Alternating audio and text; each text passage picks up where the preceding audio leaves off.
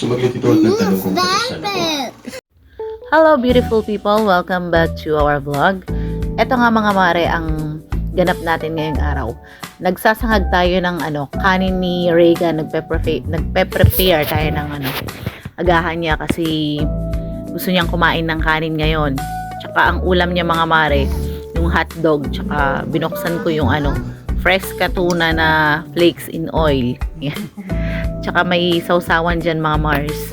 Kasi sabi niya kanina sa akin, Mama, nagugutom ako, gusto ko ng kanin. Usually kasi pagka umaga mga mare, ang agahan niya lang yung tinapay at saka yung gatas. Pero ngayon gusto niyang kumain kaya yan, pinakain ko muna bago maglaro sa labas. Sabi nga niya sa akin, Mama, gusto ko ng milk tea, sabi niya. Sabi ko, kumain ka muna ng agahan bago tayo gumawa ng milk tea. Yung homemade milk tea. Alam niyo ba yun mga mare, yung Milo lang, tsaka lagyan natin ng konting asukal. Yan. Mas maraming Milo, konting asukal lang. At tsaka yung evaporated milk. Try nyo yun mga Mars. Masarap siya. Tsaka ice. Yan. Gagawa tayo mamaya pagka matapos si Reagan na kumain kasi yun lagi yung request niya. Yan. Pero etong habang kumakain si Reagan, natinik yata sa fresca. Sabi ko, kainin mo yung tinik. Ayaw niya ng tinik.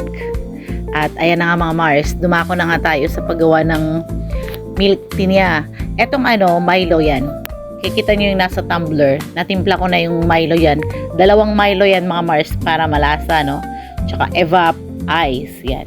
Tinimpla ko na yung Milo para ibubuhos na lang dun sa may baso. Yan. Try nyo yan mga Mars, masarap. Tsaka mas mura pa kesa sa nabibiling milk tea sa labas. Kinamay ko na nga pala yung ice dyan mga mare. Malinis naman yung kamay ko, Kinano ko lang siya, krinak ko lang siya. Tapos kinamay ko na. Bahala na kayo kasi kami naman yung iinom dyan, hindi. Kung kayo naman, di syempre, kanya-kanyang diskarte lang yan mga Mars sa pagka-crack ng ice.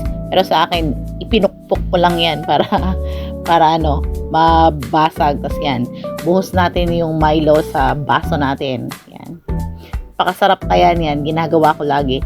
Actually mga Mars, nagtitinda dati ako ng mga milk tea. Pero yung gamit kong powder doon is yung Enjoy. Alam nyo ba yung Enjoy powder? Yun. Ngayon dito, mas maganda kasi Milo lang, no? Mas, organic. Charan! Huwag ito mama. Charan!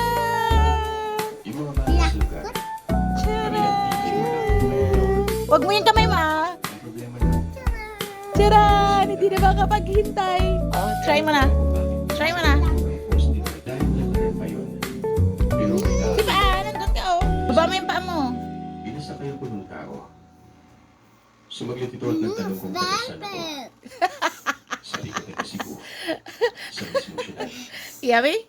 Nakarating daw mga pagkain para magpatawad sa isang regularya.